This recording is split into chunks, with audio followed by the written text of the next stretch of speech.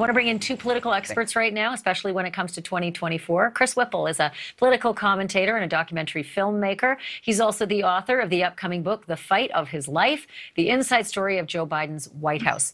And Kevin Madden is a political analyst and a former advisor to Senator Mitt Romney. Okay, I want to start with you, Kevin, and the pearl-clutching notion that that Liz Cheney, or anyone named Cheney for that matter, would ever consider the possibility of running as a Democrat. Because think about it. There is no Democratic leader right now, right? There is nobody who's considered a hero among the Democrats right now, like Liz Cheney for the January 6th. And there are multiple other reasons. Well, I hate to deal in absolutes, but this is there's absolute zero chance that Liz Cheney could ever run as a Democrat. I mean, you have to remember she's a pro-Second Amendment, pro-life, a lifelong conservative Republican. There is so many candidates that would be able to run against Liz Cheney in any Democratic primary and be victorious. So there's no chance that she would ever run as a Democrat. So, Kevin, I'm going to cede it at this point to Chris. And I know plenty of Democrats who are pro-life. I know plenty of Democrats who are pro-Second Amendment. And I know plenty of people who switched parties as well. And given the fact that she's sitting on a committee that is, worshipped by Democrats right now, the January 6th committee, why is it so crazy? Well, I would say to that one thing to understand about Liz Cheney is that she's a force of nature. She's laser focused on doing whatever it takes to keep Donald Trump as far away as possible from the Oval Office. And she's going to do whatever she thinks will accomplish that. But the other thing about her is that she really is her father's daughter. I know Dick Cheney pretty well. I've interviewed him many times for my book, The Gatekeepers, on White House Chiefs of Staff, and for a book on CIA directors. And, one of Jerry Ford's assistants once described Dick Cheney's ideology as being somewhere to the right of Genghis Khan. Well, Liz, not that there's anything wrong with that, but Liz shares that ideology. So I have to agree with Kevin that it's really almost unimaginable to envision her running a big tent Democratic Party with the likes of AOC and Bernie Sanders.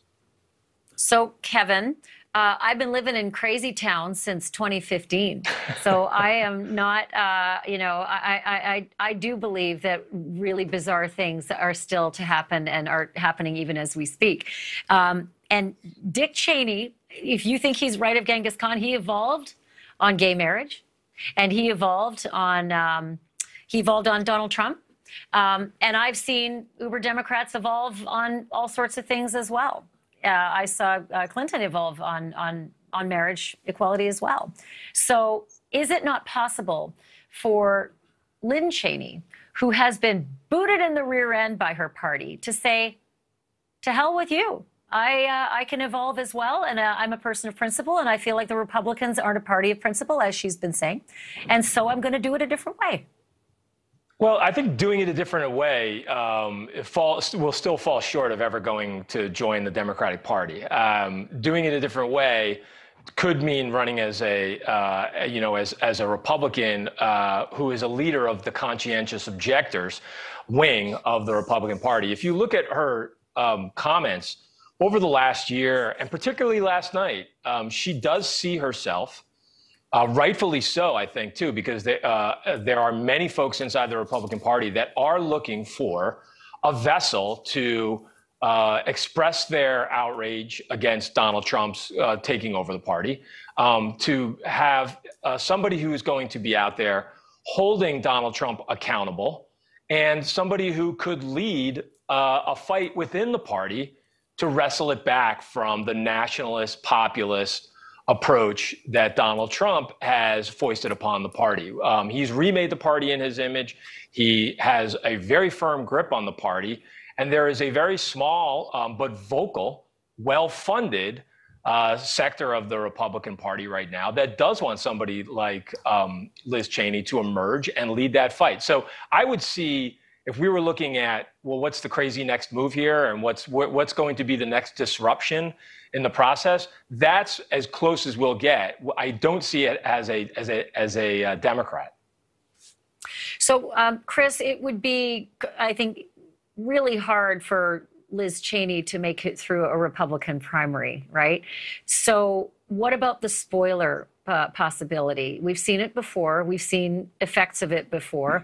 And she has said she has one mission and one mission only. She didn't say that it was to lead this country. She said it was to keep Donald Trump from ever leading this country.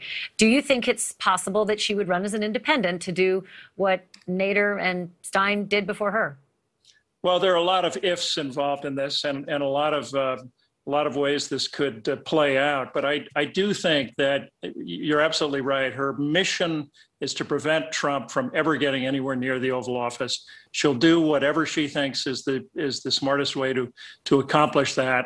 No question that it would be risky, could be risky, depending on the circumstances, if she ran as an independent and siphoned votes away from Joe Biden or whoever the Democratic nominee may be. George H.W. Bush went to his grave convinced that Ross Perot had cost him the election against Bill Clinton. The estimates were 19% of the vote. So there's no doubt that she would be conscious of that and very careful to avoid ending up with Trump back in the Oval Office. So, Kevin, I keep thinking about this possibility of her being a spoiler if her mission is just to keep Trump out of the Oval Office. But if she's still a staunch conservative and won't run as a Democrat, effectively what she's doing, her mission, is to let the Democrat win, which I would think for her is a lesser of an evil than to switch parties and be the Democrat herself, but be a right-of-center Democrat. And I'll be honest with you, this country is really shifting. Democrats are shifting back to the center. They don't like the defund the police policies.